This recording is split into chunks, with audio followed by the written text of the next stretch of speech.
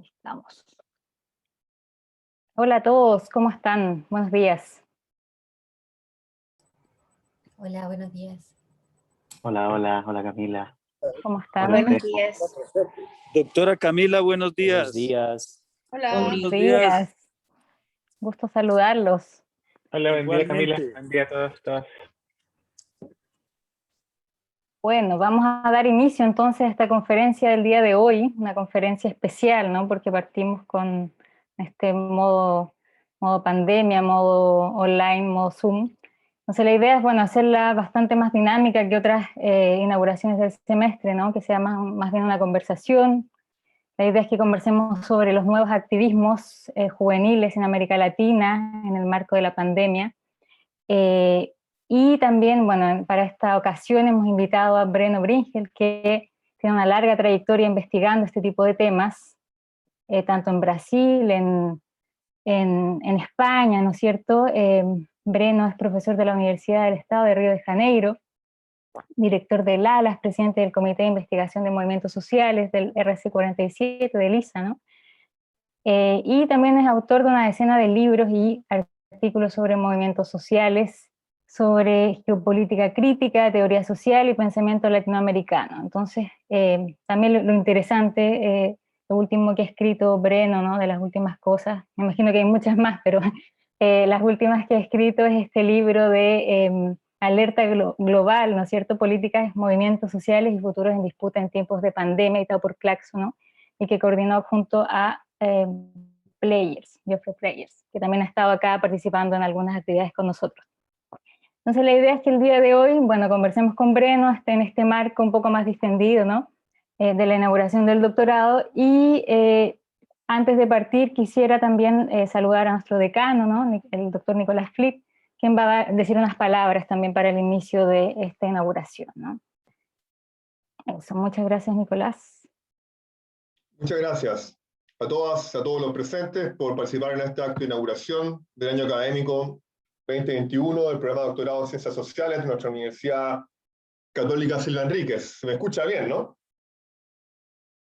Qué bueno. Perfecto, Nicolás, perfecto. Gracias. Bueno, agradecemos la presencia de las autoridades también aquí presentes, el director de la Escuela de Investigación y Posgrado, el doctor Juan Fernández, la directora del programa de doctorado, doctora Camila Ponce. Saludar también a nuestra nueva coordinadora académica, Fabiola Berríos, al director del CIFU, doctor Víctor Muñoz, y a todos los académicos y colegas aquí presentes, y especialmente a nuestros estudiantes, ¿no? Aquellos estudiantes que avanzan a las cortes superiores, los que inician su proyecto de investigación, y los estudiantes nuevos del programa, sean todos y todas muy bienvenidos.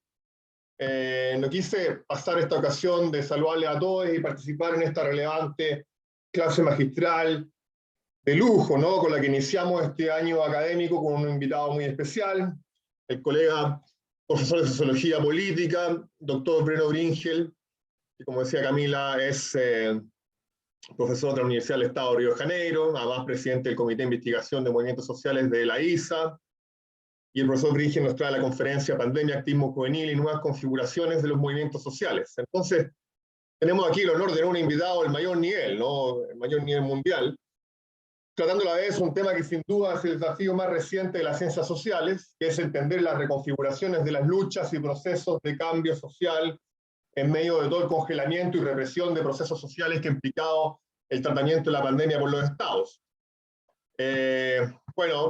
Nuestro invitado, me parece, no reduce la pregunta del papel de los movimientos sociales a una cuestión puramente behaviorista, como se diría, ¿no? O conductual, como ocurre con algunos enfoques actuales, sino que lo vincula constantemente al desarrollo teórico y el estudio de los impactos sobre el sistema político, el cambio de las gramáticas de vida y la transformación societal.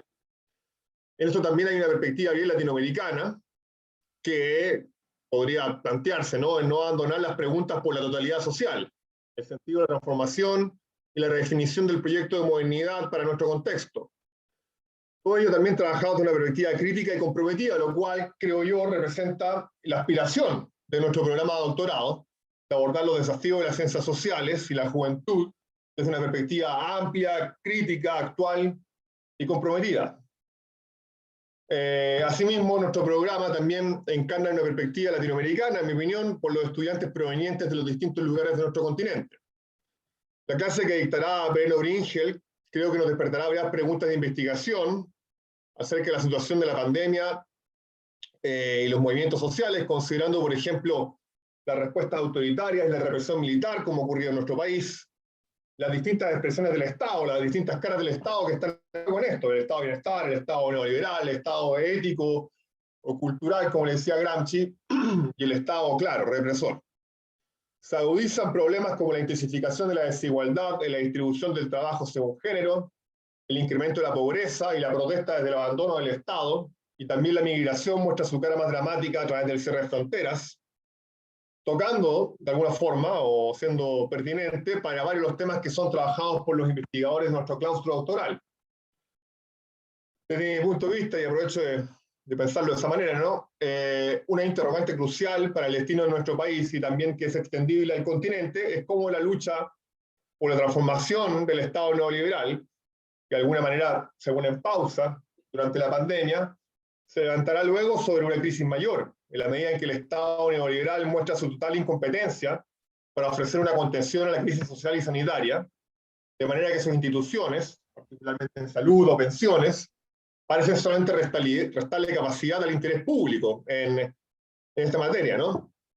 En efecto, desde la perspectiva de los procesos sociales y políticos en curso, esta pandemia termina exponiendo el poder o dominación del Estado neoliberal como injusto e innecesario solamente.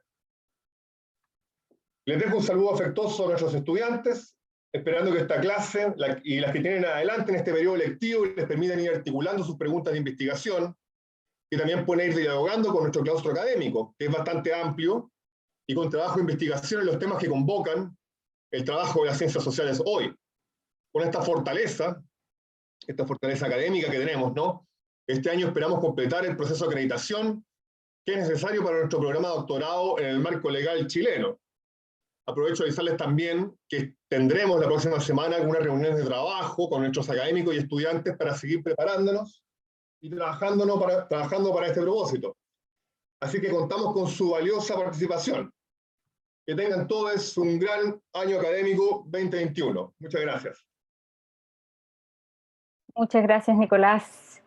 Y sí, bueno, saludar a todos los estudiantes nuevos que se están conectando acá de las distintas cohortes, ¿no? Entonces la idea es que podamos discutir, como decía antes, en torno a todas estas preguntas que planteó Nicolás, las preguntas que planteó Breno en su texto, ¿no? El texto, este libro de alerta global, ¿no? Cómo efectivamente se están configurando nuevos movimientos sociales, nuevas maneras de entender el activismo juvenil, también nuevas maneras de mirar a los jóvenes, ¿no? En distintos países hemos visto que efectivamente hay miradas cruzadas, miradas como sujetos de generadores de cambio de alguna manera, pero también agentes contaminantes, agentes que no están preocupados por los otros, ¿no? O sea, hay como varias maneras distintas de entender a los jóvenes, bastante distintas también a las que hemos estado analizando previamente, ¿no? Así se genera de alguna manera un cierto quiebre.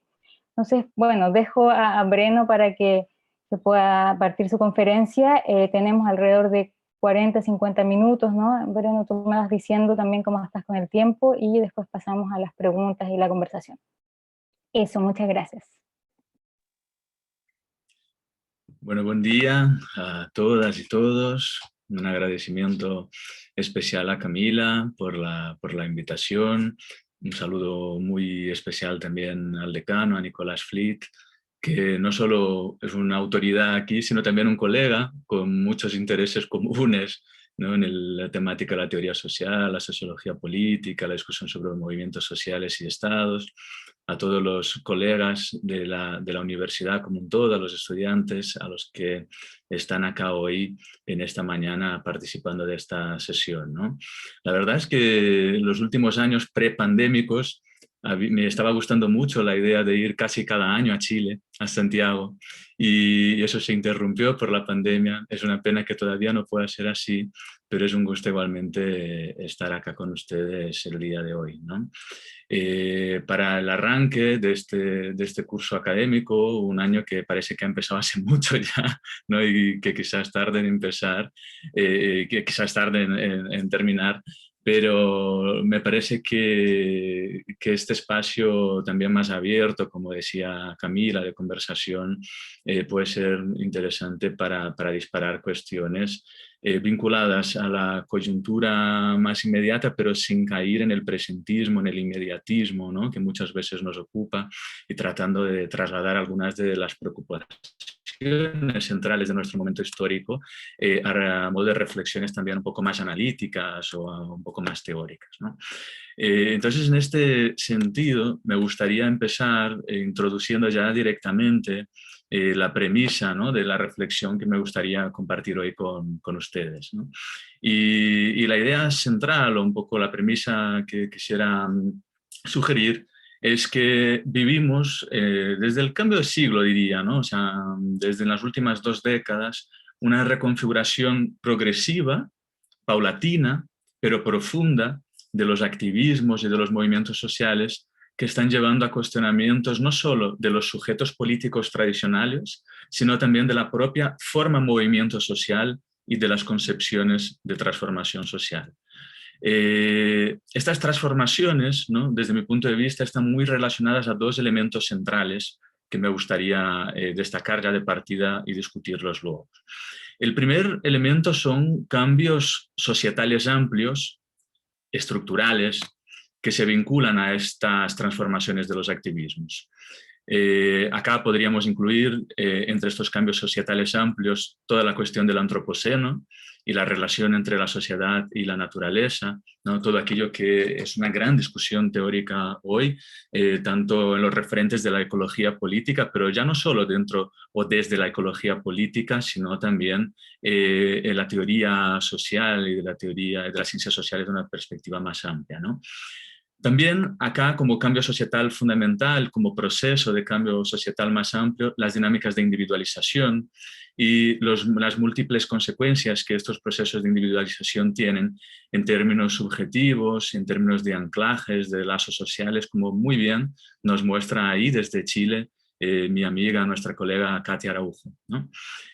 Un tercer elemento de gran cambio societal que afecta a la reconfiguración de los activismos es la digitalización de la sociedad. Y esta digitalización de nuestras sociedades me parece que hay que entenderlas no solo como en términos de mediación de los procesos de contestación social por las tecnologías, ¿no?, y por las medias digitales o el activismo digital en sí, sino principalmente por la relación entre mediatización y mediación, ¿no? Cómo pensar esta relación entre mediatización y mediación social, mediación política. Y por fin, un cuarto elemento de cambio societal importante de nuestro tiempo histórico, que es la aceleración del tiempo. Esta experiencia de aceleración de la vida, impulsionada por la economía, por las tecnologías, por los estilos de vida, las formas culturales dominantes, digamos, en Occidente, como bien muestra, por ejemplo, los debates más teóricos, Hartmut Rosa u otros, ¿no? Entonces, estos grandes cambios societales me parece que son una primera entrada, digamos, más macro, fundamental, un ángulo, vamos a decirlo así, ¿no?, una perspectiva de mirada central para entender los cambios en los activismos. Pero el segundo, y me gustaría discutir esto con ustedes, que son más especialistas en juventudes, la mayoría que yo, es también, serían también los cambios en las culturas juveniles y en las modalidades de impugnación juvenil, lo voy a llamar así, ¿sí? En las formas de impugnación juvenil, en el sentido de cómo las juventudes están desafiando las formas de hacer y de pensar la política en el siglo XXI. ¿Y qué consecuencias estas formas de impugnación juvenil tienen también en el sentido de tensionar y disputar generacionalmente, ¿no?, estas transformaciones y los rumbos de las formas movimiento, de cómo se piensa el cambio social hoy día?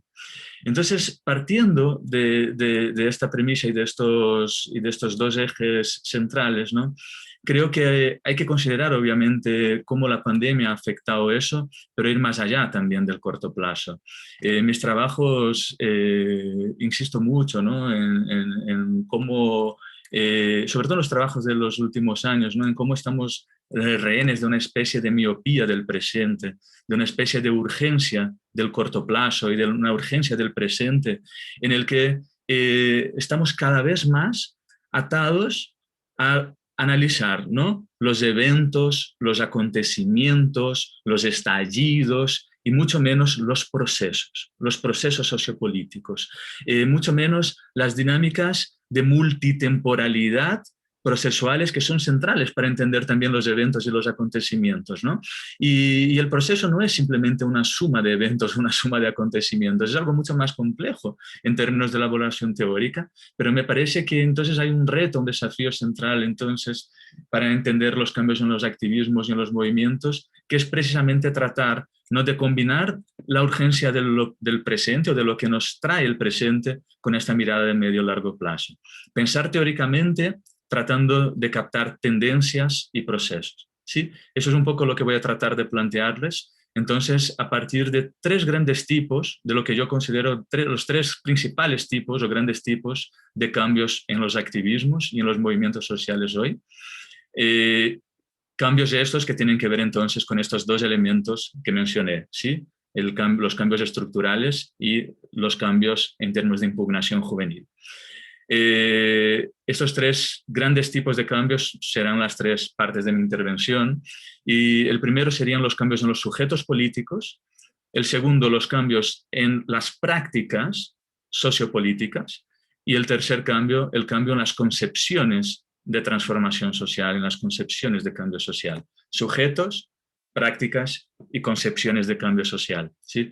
Entonces, empezando por este primer elemento, el elemento de los cambios en los sujetos políticos, acá me parece que hay algunas tendencias interesantes que la literatura especializada, pero también la literatura más amplia de la teoría social están apuntando como los principales cambios en los sujetos políticos, y cómo eso está retando, digamos así, ¿no?, a los movimientos sociales, a los activismos contemporáneos. El primer cambio en términos de sujetos políticos es lo que me gustaría denominar como un descentramiento de la forma movimiento social clásica, ¿sí? En la modernidad, los movimientos sociales han estado marcados por un carácter, sobre todo digamos, en lo que normalmente en la teoría social, en la teoría de la modernidad se considera, ¿no?, la primera fase, un primer momento de la modernidad, por sujetos más centrados, ¿no? ¿Qué significa eso? Bueno, pues movimientos como el movimiento obrero, movimiento campesino, con identidades un poco más cohesas, ¿no?, con fronteras más rígidas entre la entrada y la salida de la organización sociopolítica, movimientos centrados también en un sentido de cómo se organizan políticamente, con liderazgos también un poco más definidos, no necesariamente verticales, pero sí muy claros, ¿no?, muy marcados. Y esta idea de movimientos o de sujetos más centrados es algo que desde mediados del siglo XX se ha ido contestando, se ha ido cuestionando y se ha ido progresivamente desplazando en un sentido de continuo descentramiento de la forma movimiento social. El primer gran descentramiento de la forma movimiento social en términos históricos y teóricos fue el momento, digamos, del post-Segunda Guerra Mundial, del inicio, ¿no?, de las rebeliones y sublevaciones y revueltas de los 60, ¿sí?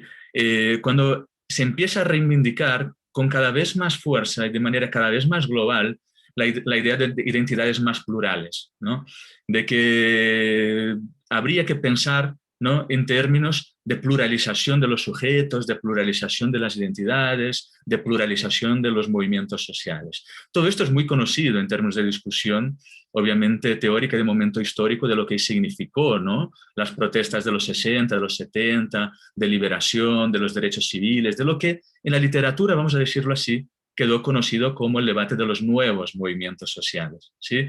Movimientos feministas, ecologistas, etc. Y toda aquella serie de sujetos que tensionaba con los sujetos políticos tradicionales, con los sujetos políticos más clásicos, ¿sí? Lo que sugiero aquí entonces es lo que en los últimos 20 años, en las últimas 2 décadas, lo que tenemos es una radicalización de este descentramiento de la forma movimiento y de los sujetos. Y lo que está en juego aquí no es simplemente pluralización de las identidades, lo que está aquí en juego no es simplemente pluralización de los sujetos, sino un descentramiento más radical que abre más espacio al lugar de los individuos, que abre más fisuras, vamos a decirlo así, en términos de cómo pensar la relación entre individualidad y colectividad, y eso tiene muchas implicaciones en las formas a través de las cuales los individuos se insertan en los movimientos sociales, en cómo se construyen formas mucho más tenues, ¿no?, de entrada y salida en un movimiento, en cómo se define quién es o quién no es parte de un movimiento, ¿no? Todo esto, entonces, implica una especie de tercer gran momento histórico en la modernidad, ¿sí?, en el que ese descentramiento de la forma movimiento se abre a organizaciones o a formas organizativas más abiertas, con tendencias a una horizontalidad más radical, constitución de colectividades más chicas, más pequeñas, menores también en tamaño, en vez de creación de grandes movimientos nacionales, ¿no?, como era típico del movimiento o del momento de, digamos, de un mayor centramiento. Un segundo elemento fundamental de los cambios en los sujetos políticos contemporáneos, además del descentramiento de la forma de movimiento, es la diversidad de tipos de sujetos y de autodefiniciones de los sujetos, ¿no? Hasta la década de los 90, básicamente, ¿no?, lo que teníamos en términos de organización y de autodefinición se podía vincular sobre todo, principalmente, a 5 grandes formas asociativas o organizativas: forma movimiento, forma partido, forma sindicato, forma comunidad y forma red, ¿no? Estas eran, digamos, las 5 grandes formas de autodefinición y de tipologías, digamos así, más sólidas en términos de cómo pensamos a los sujetos políticos, ¿no? Con estas 5, digamos, nociones cubríamos prácticamente casi todo el espectro del movimentismo, ¿no?, del siglo XX. Pero hoy el mapa es mucho más plural, mucho más fragmentado. La antropología política, la antropología social, que insiste mucho en esta perspectiva, digamos, más émica de los sujetos, ¿no?, de cómo se autodefinen, ha hecho avances interesantes en esa discusión. Y me parece importante pensar esto, ¿no? Nosotros en Río de Janeiro hicimos todo un proceso en los últimos 5 años de una serie de talleres con los propios activistas, movimientos sociales, de muy diferentes tipos en todo el estado de Río de Janeiro, para cuestionarnos un poco sobre esta cuestión de las autodefiniciones, ¿no? Esto fue parte de un proceso de investigación más amplio sobre cambios en las formas de activismo en el Brasil post-junio de 2013, que fueron los grandes estallidos que tuvimos en nuestro país desde en los últimos años. Y lo curioso acá, ¿no?, era ver cómo se definían o se autodefinían estos sujetos y qué implican eso, porque aparecieron muchísimas autodefiniciones que ya no se vinculaban a estas 5 ideas más tradicionales que mencioné antes. ¿Y cuáles eran estas autodefiniciones, ¿no? La idea de comité, colectivo, frente, articulación, casa, consejo, espacio, grupo, comuna, aldea, ¿no? Una serie de nociones que implicaban también una idea de sujetos que se organizaban a través de mucho más de redes de afinidad y de pequeños espacios de articulación política, en vez de grandes movimientos, en vez de grandes organizaciones. Y estas autodefiniciones tienen un impacto, porque el tamaño importa en este sentido, en cómo se plantea también las consecuencias, ¿no?, de estos impactos. Tercer elemento central para los cambios en los sujetos políticos, tercero y último, me parece que es la tendencia a identidades más multireferenciales y a la plurimilitancia, ¿sí? Este es un elemento que ha cambiado mucho en los últimos años y tiene que ver con este movimiento de descentramiento, no solo de los sujetos, sino también de sus identidades, ¿no? Hoy casi todos los activistas y militantes participan de muchos espacios y grupos de manera simultánea. La idea de simultaneidad es una idea muy fuerte en términos de cómo se articula la tendencia a la plurimilitancia, que forja identidades múltiples, pero también una idea de singularidad del activismo que es muy propia o muy fuerte, ¿no?, en términos de vinculación con la tendencia de individualización de la sociedad. la singularidad no significa o no implica individualismo o no implica realmente que este activista no esté preocupado con procesos colectivos. Totalmente lo contrario, ¿no? Esta idea de singularidad lo que apunta en última instancia es a una construcción, ¿no?, de un rol mucho más fuerte de los individuos dentro del proceso colectivo y cómo toda esta sobrecarga o esa saturación, ¿no?, de vida política a niveles diferentes, en muchos espacios, con muchos tránsitos, pues va sirviendo para construir también esta idea de que lo singular es muy importante en términos de definición también de las identidades, ¿no? Entonces, en este sentido, para cerrar un poco esa primera reflexión sobre los cambios en los sujetos políticos, dejaría como una cuestión, ¿no?, para el debate ahí, que tiene que ver con cómo se está construyendo y disputando los sentidos, ¿no?, del nosotros en las colectividades contemporáneas. Me parece que esa es una cuestión central hoy. Y los cambios en los sujetos políticos están apuntando de manera muy fuerte a esto, a cómo se piensa el nosotros, cómo se piensa la colectividad hoy, sea a partir de ese descentramiento identitario, organizativo, ¿no?, por una lógica de disminución del espacio-tiempo y de la forma con la que nos relacionamos y nos autodefinimos, y una serie de otras cuestiones que podrían entrar acá también, sí, pero que me ciño a estas por cuestiones de tiempo. Entonces, con esta cuestión me gustaría pasar al segundo punto, al segundo eje, ¿no?, que había anunciado antes, que son los cambios en las prácticas sociopolíticas. Ya no tanto los cambios en los sujetos en sí, en los actores, sino los cambios en las prácticas sociopolíticas. Y acá de lo que hablo también son de tendencias, ¿sí?, leídas en ese sentido más amplio, de elementos que son recurrentes en el tiempo, en diferentes lugares, aunque se puedan manifestar de formas distintas en las diferentes localidades, ¿sí?, pero son tendencias en ese sentido más amplio.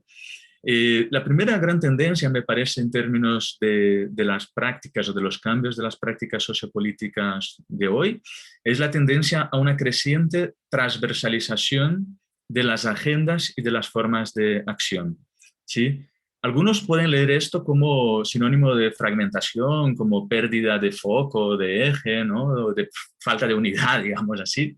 Pero eso se manifiesta en que vemos como varias agendas han trascendido en los últimos 10, 20 años a aquellos movimientos sociales que las iniciaron, y esto generó, ¿no?, un progresivo proceso de transversalización que es muy interesante.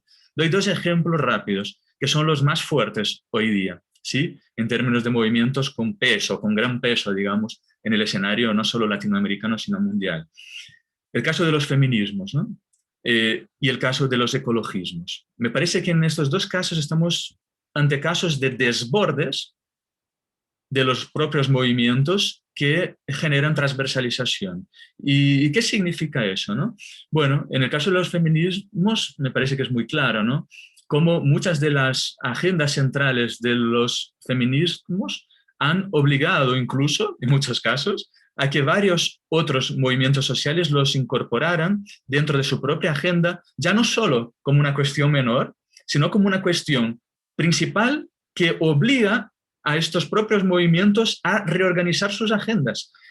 Pensemos en el caso de los movimientos indígenas o campesinos, o incluso en movimientos sociales más sindicales de base urbana, ¿sí? Cómo los feminismos están realmente incidiendo ahí en la reorganización de debates centrales en términos de la agenda política de estos movimientos y que antes no entraban, ¿no? Era una cuestión del sector feminista dentro de estos movimientos que estaban ahí, y ahora ya no es cuestión de esto, se ha transversalizado, está dentro, está forzando los propios movimientos a cambiar su estructura cognitiva y de sentidos en muchos casos, ¿no?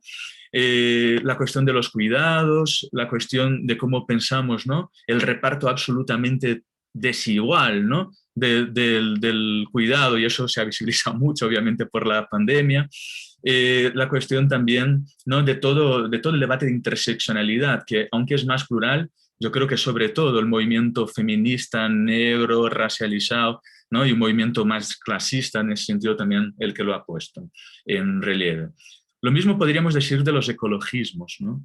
La cuestión hoy ecológica no es solo una cuestión de los movimientos socioambientales, ¿sí? Y esto quizás es algo que se ha fortalecido todavía más con la pandemia. Hay una centralidad hoy fundamental, ¿no?, de cómo nos relacionamos con la naturaleza y de la discusión entre la relación entre cultura, naturaleza y territorio, que siempre fue importante en América Latina, pero que ha ganado una centralidad en los movimientos sociales de casi todo el mundo hoy, incluso los que no discutían ese tipo de cuestiones, ¿sí? Entonces, ahí en este punto concreto me parece que son ejemplos de esa transversalización que obliga a reorganizaciones incluso de los movimientos sociales más clásicos. Y eso tiene consecuencias, ¿no? En términos de cómo se piensan las luchas sociales. La transversalización no necesariamente implica más agregación o más unidad de lucha, pero sí implica un cambio, ¿no? Un cambio en el sentido de cómo se configuran las prácticas de los sujetos. Un segundo eje importante de cambio en las prácticas sociopolíticas es el cambio en la socialización política y la sociabilidad militante, ¿sí?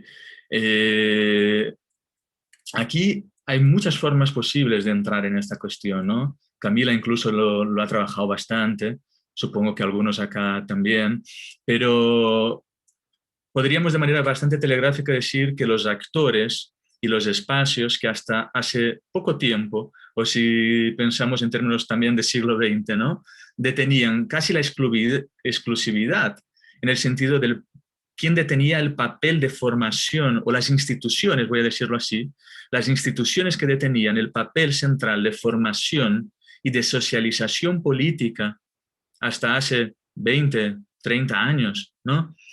Han sido desplazados y también desbordados como instancias centrales de sociabilidad y de socialización militante, ¿sí? Partido, sindicato, a veces incluso la iglesia de otra manera, ¿no? Pero la familia, incluso podemos pensarlo, el papel de la familia, eso es interesante, no que dejen de existir, no estoy diciendo eso, no me lean mal, lo que quiero decir es que hay un cambio importante en este sentido, en qué papel juegan estos sujetos y cómo hay otras formas, ¿no?, de sociabilidad militante, de entrada incluso en la militancia, que ya no pasa necesariamente por estos sujetos. Y aquí influyen muchos elementos: la alteración de la composición y de la estructura familiar, la deslegitimación de los partidos tradicionales, de las organizaciones más jerárquicas y verticales, ¿no? A veces la distancia o la disminución del trabajo territorial y comunitario que se hacían por parte de muchos de estos sujetos, la disputa cultural y militante por parte también de sectores conservadores, y esto hay que decirlo porque es importante, en el sentido de cómo la socialización política y sociabilidad militante también puede politizar la sociedad y puede generar activismos de contramovimiento y activismos que son activismos, digamos, no que contesten el sistema en un sentido, ¿no?, de justicia social, de emancipación, sino más bien todo lo contrario. Tercer y último eje que me gustaría mencionar como una gran tendencia de cambio de las últimas décadas en las prácticas es la tendencia a la multiescalaridad de las luchas, ¿sí? Y esta también es una cuestión de una tendencia importante. Acá había una tendencia en la modernidad durante buena parte del siglo XIX, siglo XX, a leer de manera muy rígida las escalas de acción política, ¿sí? Lo local, lo nacional, lo internacional. De hecho, una contraposición muy fuerte, incluso dentro del internacionalismo militante, entre lo que era lo nacional y lo internacional. Si pensamos, por ejemplo, las internacionales de las grandes internacionales, ¿no?, la primera, la segunda, la tercera, la cuarta internacional, incluso, ¿no?, había una contraposición muy fuerte entre lo que era lo nacional y lo internacional, como si fueran dos escalas o dos esferas de vida social totalmente apartadas unas de otras, ¿sí? Las lecturas teóricas sobre la espacialidad de las luchas reproducían mucho eso, ¿no? Y lo que hemos tenido desde los años 90, y eso es un doble movimiento, ¿no?, un movimiento político, pero un movimiento teórico, es una tendencia a pensar de esta multiescalaridad desde las luchas en un sentido de complejidad creciente de la espacialidad de la contestación y de las formas de articulación de las prácticas sociopolíticas, ¿no? De alguna manera eso siempre ocurrió, pero no con la intensidad que ocurre hoy, ¿sí?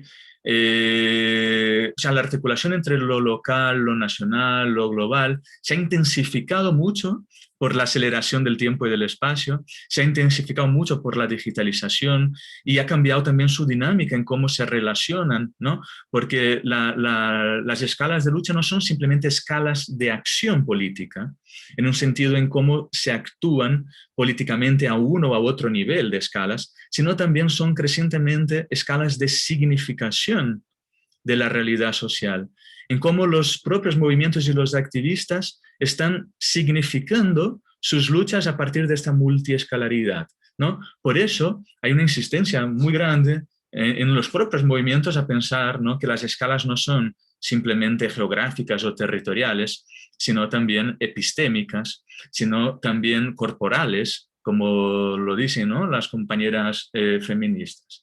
En ese sentido, me parece que se podría decir mucho sobre esa tendencia a la multiescalaridad, pero un punto que me gustaría mencionar acá es cómo la pandemia parece que ha puesto de vuelta en el foco el elemento local y nacional, con una centralidad muy fuerte, como si la búsqueda de alternativas al escenario actual pasaran necesariamente por la reconstrucción de lo local, de lo territorial, de lo comunal, ¿no? O pasaran por las respuestas a nivel nacional, de Brasil, de Chile, de Ecuador, ¿no? Y eso en alguna medida es normal en momentos de crisis políticas, como las que estamos viviendo, no solo crisis sanitaria, pero profundas crisis políticas. Pasó con la crisis del 2008, por ejemplo, también, ¿no? Pero hay que pensar que estas respuestas realmente locales no son simplemente respuestas localistas. Muchas de esas respuestas locales son localizadas en los territorios, pero poseen cada vez más un profundo sentido regional y global del lugar. Están conectadas de muchas maneras, ¿no?, con otras luchas y con otras realidades. Y es importante pensar eso también en términos teóricos y en sus implicaciones políticas. Todo este elemento de los cambios en los sujetos y en las prácticas me lleva entonces a un último punto, y con este último punto concluyo, que serían los cambios en las concepciones de transformación social, ¿sí? ¿Qué nos dicen todas estas concepciones emergentes, ¿no?, de cambios en las prácticas y en los sujetos en términos de cambio social, en términos de transformación social?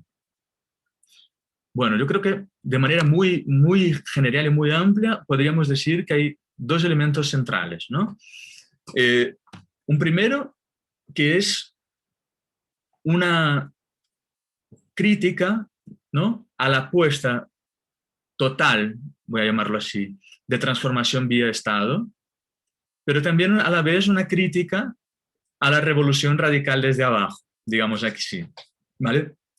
Entonces, buena parte de los paradigmas de cambio social y de transformación social del siglo XX se impugnan, sean aquellos más comunistas, socialdemócratas, que miraban a la transformación vía el Estado, y ahí la crítica, sobre todo una crítica vinculada a la cuestión del poder y de la organización, pero también se están cuestionando algunos de los paradigmas, ¿no?, de revoluciones o paradigmas revolucionarios con cortes muy definidos y muy rupturistas que podían proveer, digamos, de una tradición más anarquista, de un socialismo más revolucionario, ¿no?, del siglo XX. Lo que hay en este sentido es un intento de repensar, ¿no?, en la propia práctica, y me parece que es importante en términos de, como científicos sociales, cómo estamos leyendo estos procesos, ¿no?, cómo se están cambiando los sentidos, ¿no?, de las concepciones de transformación social a partir de estas prácticas. Hay muchas formas que son intermediarias, que son más complejas y que me parece que hay que apuntar, y voy a tratar de señalar eso para cerrar. Pero a la vez parece que los cortes abruptos de grandes procesos revolucionarios, ¿no?, digamos, del siglo XX, no es que hayan dejado de existir, pero han perdido fuerza, obviamente, en el horizonte, ante la emergencia de un pensamiento y una nueva, o de un nuevo pensamiento y de una nueva praxis de transición, ¿sí? Y este es el segundo punto que me gustaría sugerir. Me parece que estamos viviendo la emergencia de un nuevo pensamiento y una nueva praxis de transición que marca una concepción de cambio social propia del actual momento histórico, ¿sí? ¿Qué significa eso o cómo podemos leer esta impugnación de lo, digamos así, de lo que había y esta nueva apertura societal y subjetiva, ¿no? Bueno, antes al principio decía que hubo un fortalecimiento en las últimas décadas muy fuerte de luchas ancladas en causas específicas, a veces en horizontes más de corto plazo, ¿no? Que muchas veces parecían incapaces de abrirse al medio y a largo plazo. Esta primacía del evento, de la causa, a veces como un fin en sí mismo, ¿no? En vez de una mirada al proceso. El propio imaginario de la sociedad contemporánea es un imaginario colonizado por el inmediatismo, ¿no? Toda la idea de que estamos viviendo un momento crítico, crisis climática, crisis ecológica, crisis de futuro. Y eso las juventudes lo ponen de manera muy clara, ¿no? Una crisis de futuro, bueno, ¿cuál es nuestro futuro en este mundo, ¿no? Nos llevan a esta idea de que hay que actuar ya, rápidamente, ¿no? Una cierta urgencia permanente de la acción. Eso puede leerse realmente como una limitación, pero creo que hay que empezar a mirar cómo atrás de esto también existe una dimensión de repensar el futuro y de repensar cómo a través del presente los activismos juveniles y los movimientos sociales están tratando de repensar el futuro y los paradigmas de cambio social, ¿sí? Un elemento central o muy importante aquí tiene que ver con esta idea, ¿no? de un mayor compromiso personal, de la idea de un discurso coherente con la práctica, de un activismo prefigurativo, de desplazar una idea de proyecto cerrado. ¿Sí? Eso se ha discutido mucho. La idea de proyecto lleva ya mucho tiempo en crisis, pero también ha empezado a estar en crisis la idea de que la multiplicación de islas de alternativas llevarían a otros mundos posibles. ¿Sí? Esta idea de que, bueno, no nos sirve un proyecto, un gran proyecto de transformación social. Y la alternativa muchas veces en los 90, los zapatismos, los autonomismos, Foro Social Mundial, ¿cuál era? Bueno, creemos, ¿no?, varios contrapoderes, varias islas alternativas como forma de ir sedimentando a través de estas espacialidades, de estas comunidades, otros mundos posibles. Creo que eso también está en crisis hoy, también está siendo criticado, aunque las dos cosas coexisten. ¿Y cuál es la alternativa a estos dos modelos, ¿no? En el momento de hoy? Me parece que es precisamente esta emergencia, una nueva praxis y el nuevo pensamiento de transición. Esta mirada de transición contemporánea de los activismos obviamente poco tiene que ver con la idea de transición también típica del siglo XX, ¿sí? Si pensamos en transición como, por ejemplo, yo qué sé, ¿no?, el programa de transición de Trotsky o otras propuestas de transición al socialismo, que eran típicas, ¿no?, del siglo XX, la Cuarta Internacional, por ejemplo, cuando se proponía esta idea, ¿no?, de un programa de transición como una forma de intentar resolver la contradicción entre, por un lado, la madurez, digamos, de las condiciones objetivas para un avance de las luchas, ¿no?, y por otro, lo que los líderes políticos consideraban las escasas condiciones subjetivas para que esas luchas avanzaran, ¿no? Es un poco esta tensión entre el bajo nivel de conciencia de clase y fragilidad de su dirección. Y entonces construir un programa de transición era una alternativa muy fuerte en este sentido en el siglo XX, en buena parte de las perspectivas socialistas. Pero lo que estamos hablando hoy, en términos de programa y praxis de transición, es algo diferente, ¿sí? Las propuestas de transición del siglo XXI tienen otras matrices, parten de diagnósticos diferentes, ¿sí? Parten sobre todo del diagnóstico de crisis de la civilización, de una crisis civilizatoria, por un lado, de una crisis profunda de nuestro modelo de civilización, que no es simplemente una crisis sanitaria, no es simplemente una crisis política, no es simplemente más una crisis social, ¿sí? Es una crisis del modelo civilizatorio y por ende podríamos decir que también es un momento de profunda crisis de la modernidad, ¿sí? Una segunda matriz es la matriz colapsista, la podríamos llamar así, ¿sí? La matriz colapsista vinculada a todos los movimientos sociales, concepciones científicas también, a veces culturales y religiosas, que están apuntando a la finitud de los recursos naturales, que están apuntando a el alarma constante con la cuestión del clima, de la energía, ¿no? De cómo nos estamos relacionando con la naturaleza, ¿no? Y cómo el hombre, en ese sentido, la humanidad, ¿no? Es responsable de esto, y por eso mencionaba antes la discusión al principio del antropoceno. Esto es una cuestión fundamental en el debate contemporáneo, político, de los activismos, y que apunta un poco a esta idea de que ante el colapso hay que construir transiciones que articulen diferentes temporalidades, ¿sí?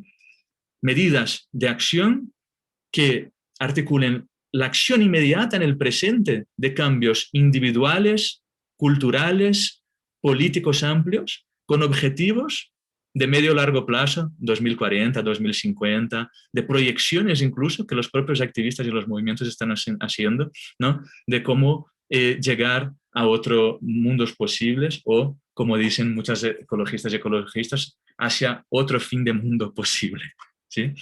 Y una tercera línea en este sentido es un tercer paradigma, digamos, de crítica al desarrollo como un todo, la idea de desarrollo, que está dentro de los dos anteriores, pero que quizás se autonomiza, ¿no? Como la idea de construcción de alternativas al desarrollo, alternativas, ¿no?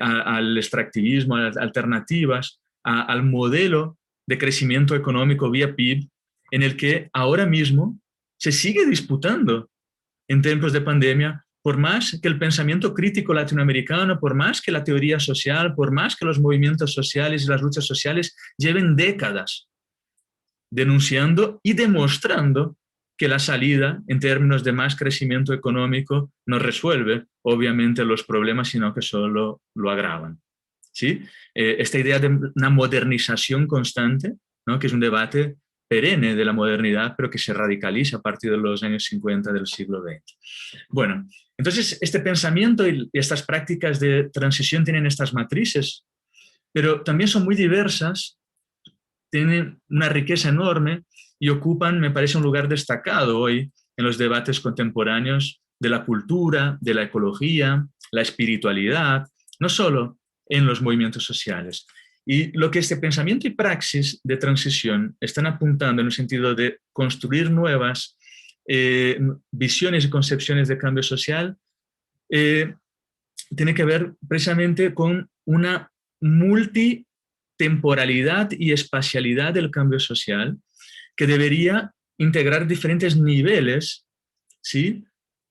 Niveles de manera simultánea. El nivel individual, el nivel institucional, el nivel colectivo, el nivel político, económico, sociocultural. O sea, el cambio no pasa simplemente por la economía o por la política o por la cultura, pasa por todo esto y pasa por diferentes esferas, pasa por lo individual, por lo colectivo, pasa por diferentes escalas. Es una propuesta de cambio social integral, ¿sí?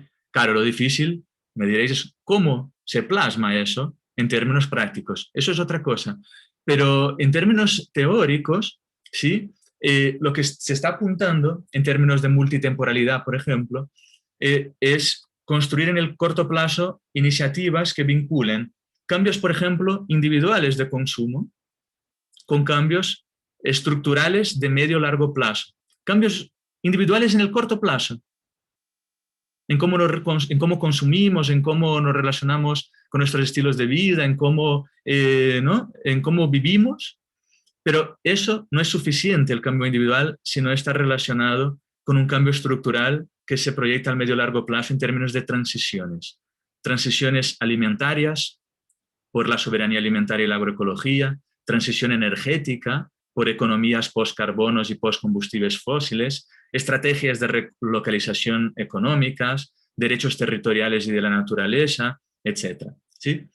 Entonces, en este sentido me parece que es lo que están apuntando el subsuelo, las placas tectónicas, vamos a decirlo así, ¿sí? De los últimos años. ¿En qué va a derivar eso y cómo se va a construir? Es un desafío abierto y yo creo que nadie tiene respuesta, ni sería bueno que hubiese respuesta quizás ahora mismo, ¿no? Pero ahí hay un horizonte y hay un tema que es que aunque todas esas iniciativas diversas de transición tienen muchos puntos en común, no siempre caminan juntas. Por un lado, no hay una teoría abarcadora, más general, que interprete eso, de momento. Por otro lado, los procesos sociales que dan origen, ¿no?, digamos, a esas iniciativas de transición, muchas veces tampoco dialogan entre sí. ¿Sí? Muchas veces la discusión sobre alimentación, que está profundamente vinculada a la cuestión energética, estas militancias, no se tocan tanto como se deberían tocar. ¿Sí? Entonces, aquí hay un desafío también de articulación de las diferentes iniciativas de transición, porque me parece que el momento que vivimos, y con eso cierro, ¿no?, exige también de nuestra parte, en términos intelectuales, creatividad, ¿no?, creatividad teórica, creatividad analítica, para pensar lo que está surgiendo de estas impugnaciones, lo que está surgiendo en términos de estas proyecciones y de esos sentidos, ¿no?, que las luchas sociales, que las configuraciones de las prácticas nos despiertan. Creo que no podemos estar anclados a los esquemas del pasado. Es una locura ver cómo muchos trabajos de teoría de los movimientos sociales, de teoría social, no dan cuenta, ¿no?, de la incorporación de estos elementos hasta hoy, ¿sí? Pero me parece que ahí son desafíos, son tendencias, mucho más que algo cerrado, que respuestas. Lo que quisiera era plantear estas cuestiones, estas preguntas, esos disparadores para que pudiéramos armar una conversación. Gracias. Muchas gracias, Breno. Siempre es un placer escucharte. Hay muchos temas muy interesantísimos que vale la pena discutir y profundizar, ¿no? Más allá de esta conferencia, creo que sería genial tener el espacio de poder profundizar en otras clases, ¿no?, y en algún tipo de workshop, como lo hemos conversado previamente, pero que no hemos tenido la ocasión. Me imagino que hay muchísimas preguntas de parte de los estudiantes, de parte del claustro, ¿no?, de profesores colaboradores de nuestro centro de investigación. Yo quisiera partir por algunas preguntas mientras veo que empiezan a llegar las preguntas por el chat, o si hay alguno que quiera levantar la mano y hacerla abiertamente también, puede ser, ¿por qué no? Porque la idea es que sea más bien un debate, ¿no? No simplemente algo tan rígido. Pero quisiera partir, bueno, hay varias preguntas que me llaman la atención, sobre todo el tema de la crisis civilizatoria que planteas, que me parece que ha sido un tema que llevamos muchos años desde la sociología, desde las ciencias sociales en general conversando, y me parece que ahora estamos a otro nivel de crisis, ¿no? Me parece que el debate como que es mucho más, me parece que plantea otras preguntas y otras maneras de comprender, ¿no? Quizás otra manera quizás de conceptualizar la crisis, ¿no? Porque me parece que de alguna manera se ha comentado esto y de alguna manera permanecen ciertos elementos de la crisis que muchos autores han mencionado, desde Bauman, etcétera, un montón de autores, Bourgeois, etcétera. Pero me parece que ahora hay otros elementos que tenemos que incorporar, ¿no? Para entender este nuevo fenómeno, ¿no?, que de alguna manera plantea otras preguntas también, que como tú bien decías, también el tema de los movimientos sociales, ¿no?, que efectivamente esta necesidad de hablar del tema de lo local, ¿no?, del país, de lo que está sucediendo también en el territorio, pero al mismo tiempo hay una cuestión temporal que se plantea que es muy distinta, ¿no?, que efectivamente por primera vez, hablábamos del 2011, ¿no?, que teníamos todos estos movimientos al mismo tiempo, pero ahora realmente todo está ocurriendo efectivamente en la inmediatez, ¿no? Tenemos todos la misma situación de pandemia, el tema de los lockdowns, etcétera. Entonces estamos todos con la misma crisis en los distintos países, ¿no? No solamente a nivel latinoamericano, sino a nivel global. Estamos viendo el futuro venir en América Latina, lo que está pasando en Europa va a pasar acá en Chile, o en Latinoamérica en general. Entonces de alguna manera hay como una manera nueva de entender también el tiempo y el espacio, ¿no? y también los movimientos sociales. Vemos que hay movimientos que de alguna manera se empiezan a replicar, que existieron en Europa y que se empiezan a replicar también en Chile, ¿no? Y de distintas maneras desde América Latina van hacia Europa de otra manera. Entonces ahí es interesante ver también ese tema de la especialidad, que de alguna manera lo planteaste, pero no está exactamente desarrollado como tal. Yo partiría con esa pregunta y me parece que probablemente hay muchas más que pudiéramos agregar, quizás, o partamos por y después vamos agregando otras más. Pero en honor al tiempo, que ya tenemos un poco como cerca de media hora, para que podamos conversar. Eso. Gracias.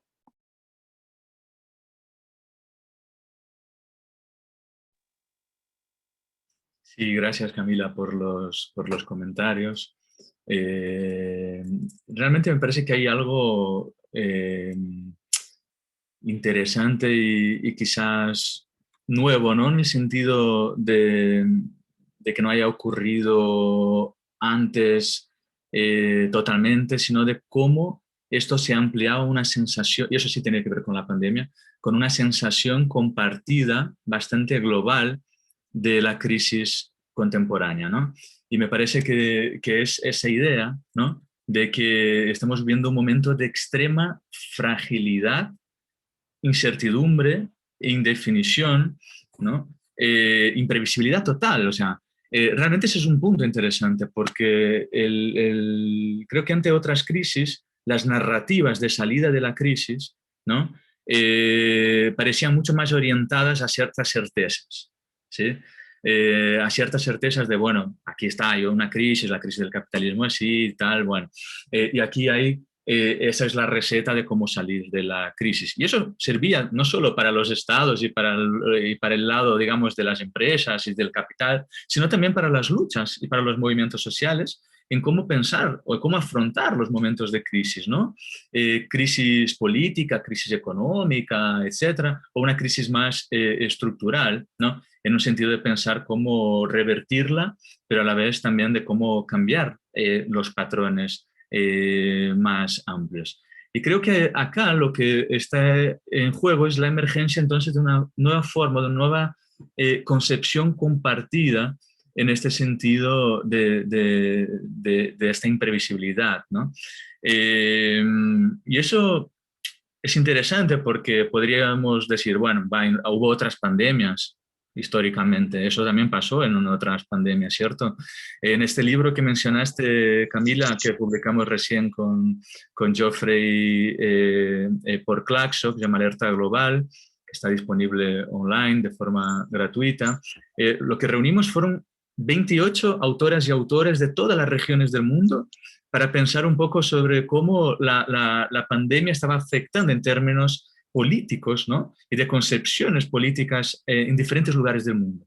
Y esto era una constante, una de las constantes interesantes, ¿no?, de ver en este libro esta idea precisamente de que el caos que se ha generado hoy, por un lado, abre a disputas de sentido posibles, pero todas ellas bajo esta noción de imprevisibilidad, de instabilidad. Por eso creo que la idea de, digamos, de crisis civilizatoria que mencionaste antes, que antes era algo muy restringida a determinados sectores, digamos así, ¿no?, de movimientos, a determinados sectores intelectuales, se amplió muchísimo. Hoy la idea de crisis civilizatoria la escuchas casi en el mainstream de la sociología de Europa o de Estados Unidos, en varios lugares del mundo, y antes era algo muy restringido a América Latina y a determinados espacios, ¿no? ¿Y por qué? Porque la idea de crisis civilizatoria apunta de manera muy fuerte, ¿no?, a estos elementos de vínculos umbilicales entre las diferentes crisis, social, política, ambiental, económica, y que no se resuelven de manera cosmética, ¿no? Entonces, eso desafía tanto la teoría como la práctica, yo creo que de los actores, y en este sentido me parece que es un punto relevante para nuestra reflexión, ¿no? Estaba viendo que había una cuestión en portugués ahí en el chat. Sí, hay una pregunta en portugués, yo te la iba a traducir, pero es que es ridículo que te la traduzca o que te la lea yo en portugués, no sé. La puedo leer en español si quieren. Bueno, sí, o la traduzco, ¿no? En Brasil presenciamos una crisis de orden y naturaleza diversas que resulta, como sí, que resulta, o sea, que se traduce en fuertes y duras consecuencias de la vida de las clases más pobres y populares, que por otro lado encuentras mucha abertura, ¿no? No se traduce así. En las ideologías que acaban formateando el pensar o el accionar de estas poblaciones, principalmente en lo que refiere a los derechos humanos, precarización de trabajos y exclusión de fundamentalismos. ¿Cómo podríamos pensar alternativas o para dónde podríamos comenzar la mirada para construir otros mundos posibles, humanos y dignos para todos? Y comenzar por los más vulnerables. Esta es una pregunta de Roque, que es un estudiante de nuestro programa. Mejor léela. Sí, obrigado, Roque, por la pregunta. Voy a contestar en español, pero sí, parece que es una pregunta bastante amplia, ¿no? Y difícil de contestar, pero quisiera quizás responder con una reflexión que la hicimos para el contexto brasileño, pero que puede interpelar el chileno y por eso lo comparto acá, ¿no? Hace un par de años, en el 2018, publiqué con mi colega José Mauricio Domínguez un libro de los dos que se llama Brasil, Cambio de Era. Y en este libro partíamos un poco de la hipótesis de que las protestas del 2013 en Brasil, que sería un poco el equivalente quizás al octubre chileno, ¿sí? A ese gran estallido que hubo en Brasil, representaron el inicio de un ciclo de protestas que puso en jaque el ciclo político anterior, que era el ciclo político de la redemocratización en Brasil. ¿Sí? Todo aquel ciclo político que empieza en el caso de Brasil con las protestas de los años 70, del movimiento obrero, movimiento sindical, pero luego se va ampliando a sectores rurales, a las comunidades eclesiales de base, que va forjando el proceso de redemocratización política en Brasil en los 80, que lleva a la caída de la dictadura, que lleva también a la construcción, ¿no?, de todo un proceso amplio de movilización por la Asamblea Constituyente en los 80 y tal. En Brasil, este ciclo político fue el ciclo que dominó la política brasileña en los últimos 30, 40 años. ¿Sí? Y era un ciclo político que estaba en alguna medida orientado por una idea de derechos, de reducción de la pobreza, ¿no? Y también, ¿no?, de una democracia, de un respeto a la democracia liberal, etc., ¿no? Un ciclo hegemonizado por actores y sujetos políticos que fueron totalmente puestos en jaque por las protestas de 2013, tanto aquellos más tradicionales de izquierda como los tradicionales de derecha, ¿sí? Todos ellos fueron profundamente desafiados por estas protestas. Entonces, si llevamos un poco a serio esa idea de que las protestas, ese ciclo de alta intensidad de protestas, hizo que tambaleara, digamos, la nueva República Brasileña, el ciclo político anterior, ¿cuál es la cuestión que emerge para pensar alternativas? Bueno, pues muchos de los movimientos sociales que eran fuertes en aquel ciclo político, MST, la CUT en el plano sindical, etcétera, quedaron muy atados al campo político de la redemocratización, sobre todo al que era el actor político hegemónico, que era el Partido de los Trabajadores, ¿sí? Fueron empezando a ser tensionados también por estos nuevos activismos, por nuevas gramáticas militantes, por un desborde de militancia que empezó no en 2013, pero que venía un poquito de antes, ¿no? Y eso me parece que es un paralelo interesante con el caso chileno, sobre todo de todas y todos los que no trazáis, digamos, el octubre chileno como un estallido en el que todo surgió de la nada, sino que, bueno, había muchas cosas, ¿no?, sedimentándose en los años anteriores, movimientos estudiantiles, feministas, bueno, cosas que estaban cultivando, digamos, culturalmente y políticamente eso, ¿sí? En Brasil pasó un poco también eso en los 10 años pre-2013, pero lo que pasó es que a partir del 2013 digamos que toda la nueva izquierda, los nuevos activismos críticos al PT, críticos a la izquierda clásica, fueron totalmente reprimidos, criminalizados o ninguneados, infantilizados por parte de la derecha, sea la derecha liberal o la derecha autoritaria que representa a Bolsonaro hoy, ¿sí? Fueron criminalizados y reprimidos. Por parte de la izquierda más tradicional, fueron infantilizados, acusados de protestar contra el gobierno y por eso estaban haciendo el fuego a la derecha, etc. Entonces, muchos de esos nuevos actores o de estos movimientos se volcaron mucho más a un trabajo territorial, comunitario, de este tipo de iniciativas de transición, que a un trabajo de incidencia político-institucional o de intentar disputar, digamos, ¿no?, las grandes discusiones en el país. Entonces, ahí, ante este vacío profundo de alternativas políticas, que es algo diferente al caso de Chile, ¿sí?, la derecha ganó mucha fuerza no solo en el plano, digamos, político-institucional, sino también incluso en el plano social y cultural, ¿no? Entonces, lo que tenemos en Brasil ahora es un desafío enorme. Primero, para pensar un poco cómo las consecuencias de estos pocos años de gobierno de Bolsonaro ya han impactado tanto, ¿no?, en las condiciones de vida de la población, en la imposibilidad o en las dificultades enormes de construcción de un proyecto popular y de movimientos sociales alternativos, pero sobre todo cómo buena parte de las luchas en Brasil se dedicaron estos últimos años a una dimensión más reactiva, más defensiva que a una dimensión proactiva, ¿no? Charles Tilly hacía esta distinción entre dos tipos de repertorios de acción colectiva. Él decía, bueno, hay un repertorio que él llamaba de reactivo y un otro repertorio que él llamaba de proactivo. El reactivo sería el repertorio de luchas vinculadas a la manutención o a la defensa de lo conquistado históricamente, digamos así, ¿sí? Y el repertorio proactivo sería todo aquello vinculado a la conquista de nuevos derechos, a la conquista, ¿no?, de nuevas posibilidades, ¿no?, de agendas políticas, etc.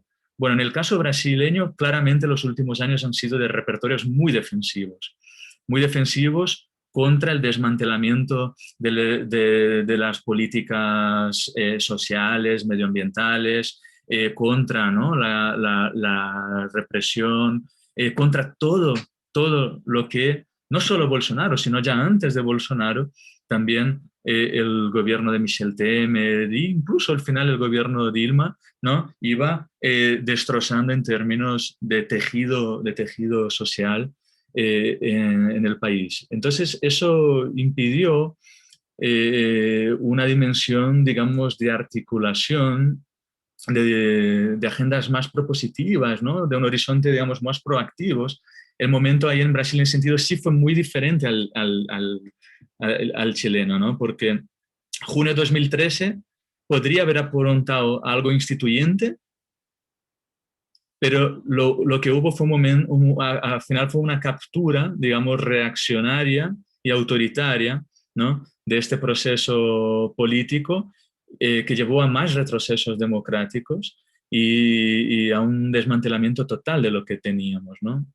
En este sentido, solo ahora me parece que las demandas como, por ejemplo, el impeachment de Bolsonaro o la renta mínima emergencial, que son demandas también reactivas, empiezan a combinarse más con agendas un poco más proactivas que apuntan a elementos de horizonte más amplio, pero de manera muy inicial. Y pasa por ahí, yo creo, ¿no?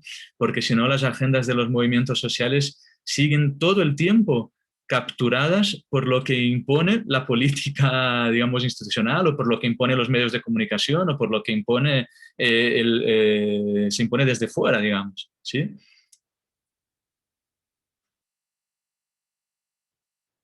Muchas gracias, Breno. Tenemos otra pregunta también en portugués, que voy a traducir, voy a intentar traducir, pero que puedes leer al mismo tiempo. ¿Cómo se configura en este contexto pandémico en el cual la crisis de un país representa el peligro para todos, o el imaginario geopolítico colonial y eurocéntrico sobre el hecho de que la normalidad de algunos implica la crisis de otros, de Brás, también de Brasil, ¿no? Un estudiante de nuestro programa. Sí, obrigado, Bryce, también por la pregunta.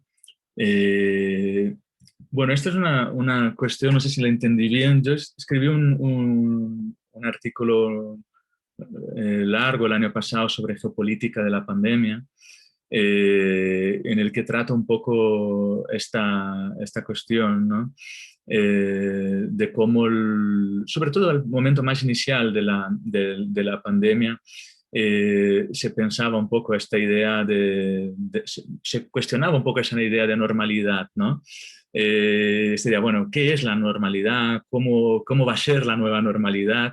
Y ahí en este texto lo que planteaba es, bueno, que en realidad todo este debate ocultaba algo, ¿no? Que en el fondo es un imaginario muy eurocéntrico y muy colonial sobre qué es la normalidad, sobre todo qué es la normalidad de determinadas clases medias altas, qué es la normalidad ¿no? europea en términos geopolíticos y cómo la normalidad se sustenta y se ancla, ¿no? Geopolíticamente y geoeconómicamente a través de la explotación de los recursos naturales, se ancla a través de una serie de elementos de una falsa seguridad, ¿no? O de una seguridad que exporta guerras, que está haciendo guerras en otros territorios, o que, por ejemplo, en el caso de Europa, ¿no? Llegó al extremo en los últimos años de deslocalizar las fronteras, ¿no? Al norte de África, para que la policía de fronteras, Frontex, ya ni siquiera haga el trabajo de frontera en Europa, sino que lo haga ya en África, en el norte de África, para contener, ¿no? La llegada de inmigrantes. En ese sentido, era un poco eso el cuestionamiento, pero me parece que eso abre reflexiones importantes, ¿no?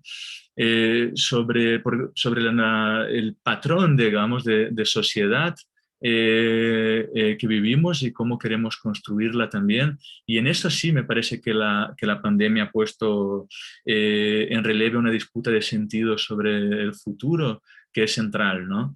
No sabemos todavía en qué va a derivar, porque la capacidad, ¿no? De renovación, de adaptación, el dinamismo del capitalismo es tremendo siempre, ¿no? Entonces me parece que al principio de la pandemia, bueno, intentaba agrupar las interpretaciones sobre la pandemia en dos bloques, los corona optimistas y los corona pesimistas. Los corona optimistas como aquellos que, bueno, todo va a cambiar, aquí esto va a ser, ¿no? Impresionante, vamos a cambiar además para mejor, porque, bueno, esto es un señal de alerta para que la sociedad se dé cuenta de que no podemos vivir más así, etcétera y tal, ¿no? Y los corona pesimistas diciendo, no, la pandemia es una alerta totalmente nefasto, porque va a venir más represión, va a venir menos libertades, más control social, etc. Me parece que no es ninguna cosa ni otra, ¿no? Pero son las dos cosas a la vez.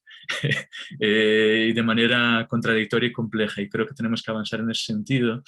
Y para avanzar en eso, cualquier tipo de respuesta que se base en una idea de nueva normalidad, en el fondo me parece que es la reproducción de las viejas recetas, ¿sí?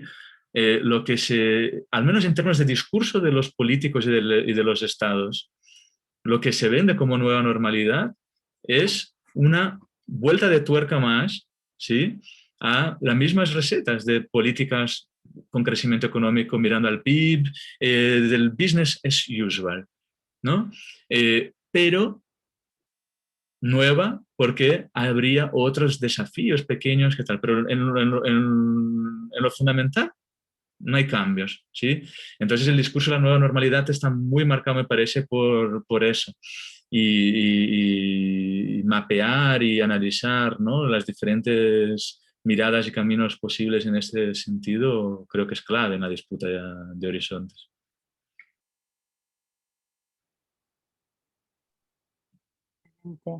Y retomando esa idea que planteas al final, Breno, contarte un poco lo que ha pasado en Chile, ¿no? Que en el fondo ha sido también interesante ver que bueno, hay elementos bastante comunes con Brasil, pero en el caso chileno también la pandemia ha servido para reprimir de alguna manera los movimientos sociales que se están generando, ¿no? Con el estallido social, y ha sido muy fuerte el nivel de represión. Entonces, en ese sentido, es interesante ver también las nuevas maneras de entender la democracia, las nuevas maneras de entender ¿no? Estos mismos elementos que están mencionando ahora, ¿no? Acabas de poner un link de un texto. Entonces, Sí, en ese sentido, me parece que Mm. sí. Eso, como que se reconfiguran también los mismos elementos que señalabas antes con respecto a la pandemia, ¿no? Cómo tenemos la democracia, cómo tenemos las libertades también, y los mismos movimientos sociales en el marco, ¿no? de un estado en el cual nos encontramos en el día de hoy, con mucha represión, con muchas limitaciones o sea, por un lado, evidentemente está el tema de la pandemia, pero también están las limitaciones para que estos movimientos puedan activarse y puedan permanecer, ¿no? Y salir a la calle también. O sea, ahí hay como ciertas cuestiones que están en contradicción.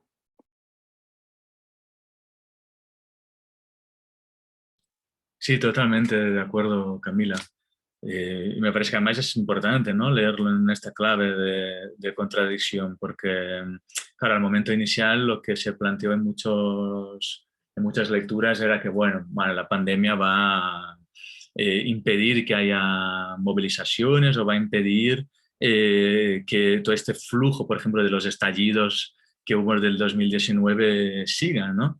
Pero la realidad es bastante más compleja.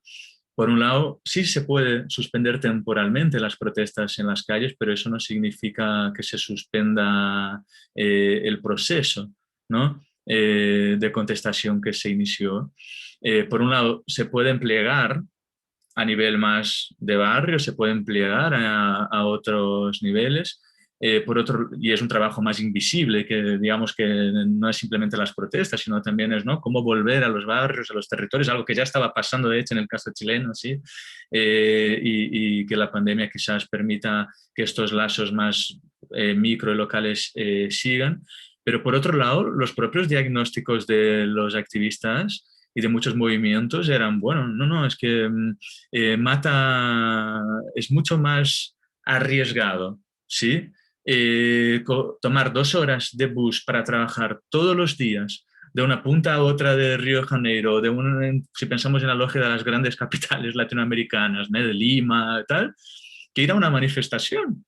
Es mucho más arriesgado ser negro en las favelas, ¿no?, y estar constantemente acosado por operaciones de una creciente militarización, que ir a una manifestación, ¿no? Entonces, ese tipo de raciocinio empezó, ¿no?, también a funcionar y obviamente también sirve para relativizar esos presupuestos y pensar los elementos de clase que están por detrás también, ¿no?, de la pandemia y de las formas de movilización.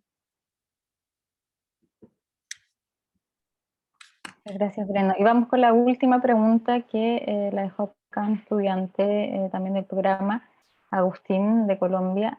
Dice, a través de la conversación se ha acentuado la urgencia de generar cambios a nivel individual y a nivel de estructuras.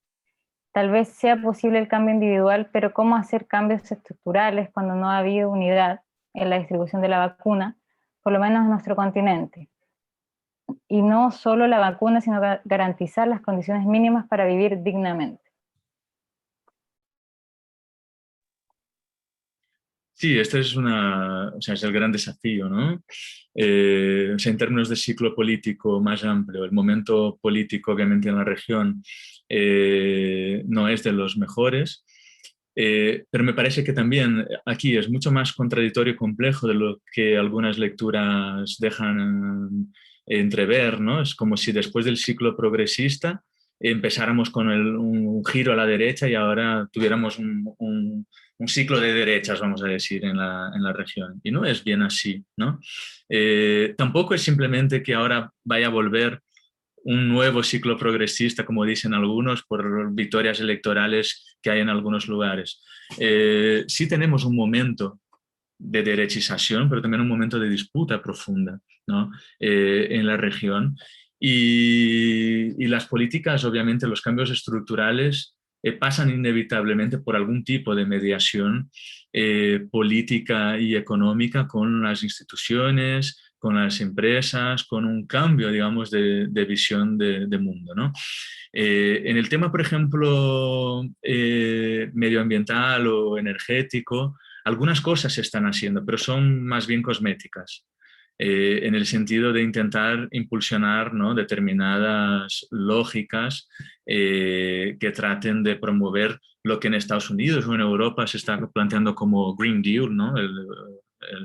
El Green Deal en Estados Unidos o el European Green Deal en Europa. Es una especie de pacto verde, pero pactos verdes para descarbonizar, pero sin justicia social. Bueno, entonces eso tampoco sirve de mucho, ¿no? Entonces, realmente los cambios estructurales más potentes no se vislumbran de momento en términos prácticos, pero sí hay, ¿no?, me parece que una creciente conciencia sobre su importancia y también una creciente incorporación por parte de los activistas y de los movimientos de estas agendas de cambios estructurales y no solo de los cambios individuales, y como decía antes, ¿no?, de una combinación de estas dos dimensiones, no como algo separado, sino como algo necesariamente indisociable.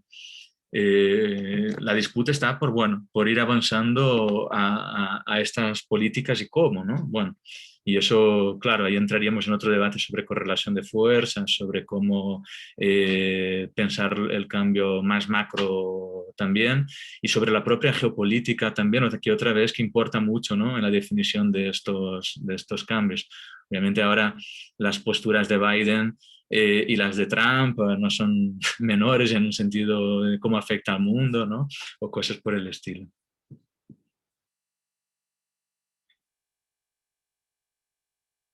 Ha desaparecido Camila. Sí, acá estoy. ¿Me escuchan bien? Sí. Sí. Sí, bueno. Muchísimas gracias, Breno. Súper interesante la presentación. Creo que no hay más preguntas. Veo, no hay más preguntas. Así que agradecerte nuevamente.